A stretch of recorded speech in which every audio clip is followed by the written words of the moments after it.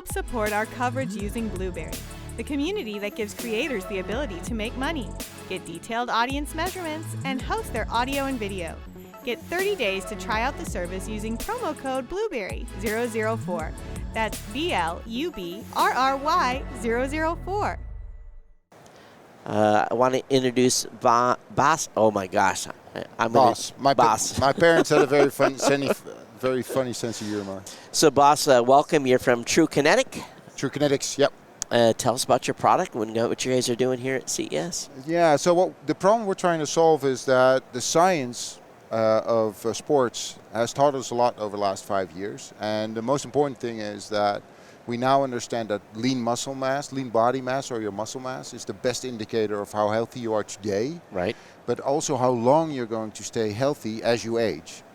So, and you see that in the gyms because, as you know, all the Zumba classes and all the cardio classes have gone because that doesn't train any muscle mass, and it's been replaced by high-intensity training, strength training, boot camps, all aimed at generating muscle mass. Right? And the cool thing about endurance sports outdoors is you're constantly throwing your body weight around. When you're running, when you're cycling, you're constantly pushing against your body weight. When you're rowing, you're pushing against your body weight. And but what do we do when we go indoors? We replace that body weight, which is 90% of the force generation. We all of a sudden decide to replace that with a flywheel, right? You know, the things in your spinning bike, the things in your rollers or your treadmill. And those flywheels are at least a factor 15 too low. So the thing that gives you muscle strength and muscle development has been taken away. Now, we started out with the idea that that's all wrong because all this indoor equipment gets it wrong, and we want to get it right. And we've done that by not using very, very heavy flywheels. That was our first route, but a 1,000-pound flywheel wasn't very realistic. We use a robot. Which consists of a very strong strong electrical engine from a small car, very dedicated electronics, and specially designed software. So, what does the actual product look like then? It's both. So that platform we can put into any fitness device because it's software controlled. We can make it do any sport, but we chose to launch with a bike, an indoor bike, a smart bike, so you can connect it to Zwift and to Ruby and all these other cool platforms. And the second product that we made is a trainer, which is kind of like an indoor bike, but you put your own racing bike in. You take your rear wheel out, you put your frame on that thing, so that device, the trainer, becomes your rear wheel, and the resistance is given directly on your chain. So someone that's used a traditional product that's on the market today and gets on your product, what are they gonna notice different? Yeah, so we get a lot of like, wow, this is really different. Wow, this really feels like cycling outdoors. And that's interesting. Yeah. So and what you will notice, the way you notice it as the easiest is when you ride away from a stoplight in a normal going gear on your racing bike. It will take you forever to get up to speed. But while you're getting up to speed, you're really using your muscles. You're really building up strength, pumping right? Hard. You're pumping hard. And if you do that in a spinning class, 2 strokes and you're there.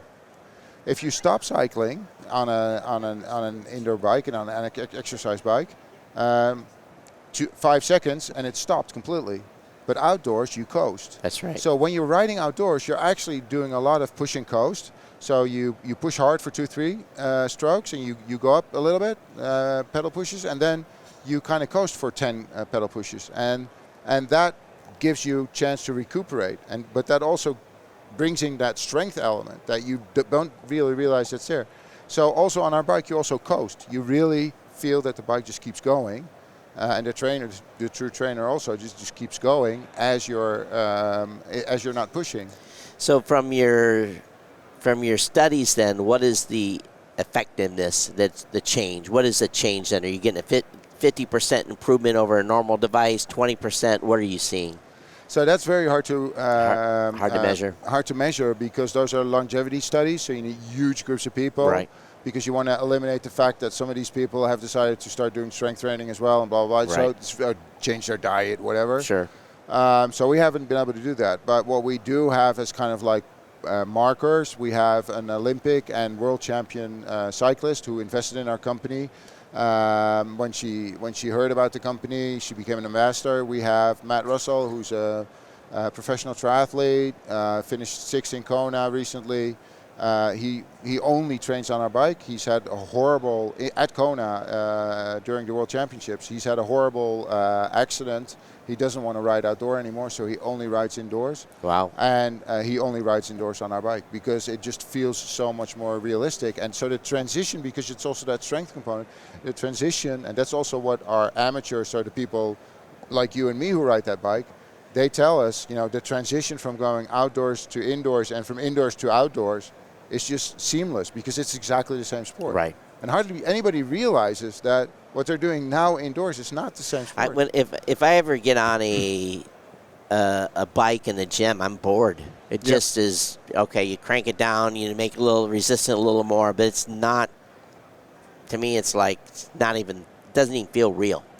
Yeah, and if you think about it, we get that a lot. And for some reason, I find that the boredom on if the biking is real is not that bad.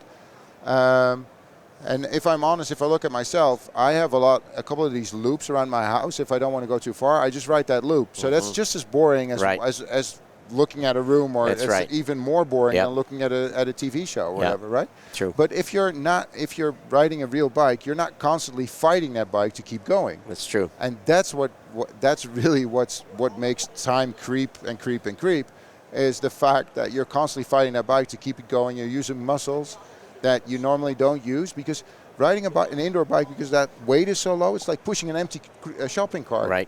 Right? If you push a full shopping cart, you put your muscle behind it, and it will keep going. If you stop pushing, if it's empty, it will go very fast, but just for a little bit. And I bet your product's also going to help with bone density too then. Of course, yeah. For sure. Yeah. Because it's like, people get old and they sit around, they get a sedentary life, and their bone density gets, because they're not using their muscles anymore. They're not putting force on it. All right, so RetroKits, are you looking for partners? What's the goal here at CES? You're selling units? So we're based in the Netherlands and Europe. The products right now is available in Europe, and despite the industry downturn right now after post-COVID, right? Everybody's going outdoors again, and so the indoor market is struggling. The big brands are struggling. Everybody knows about it. Despite that, we're still growing in Europe, which we're very proud of. But we want to expand into the US, and we're looking for Series A funding round and distribution partners. Okay. And we've met some great people, and very happy to be here. Awesome. TrueKinetix.com. TrueKinetix.com, yeah. And that's KINETIX, everyone. Yeah. So TrueKinetix, KINETIX.com. So you can go check it out online, check their product out. And who knows, maybe soon here in the United States, the product line will make it. Yeah. And if you're interested, help us by sending us an email, because that way we know that there's demand. Right. And that way we can show investors that there's demand. We might do an Indiegogo soon to also gauge that demand. Awesome. Thank you for coming on the show. Same Appreciate it. All right, everyone. That's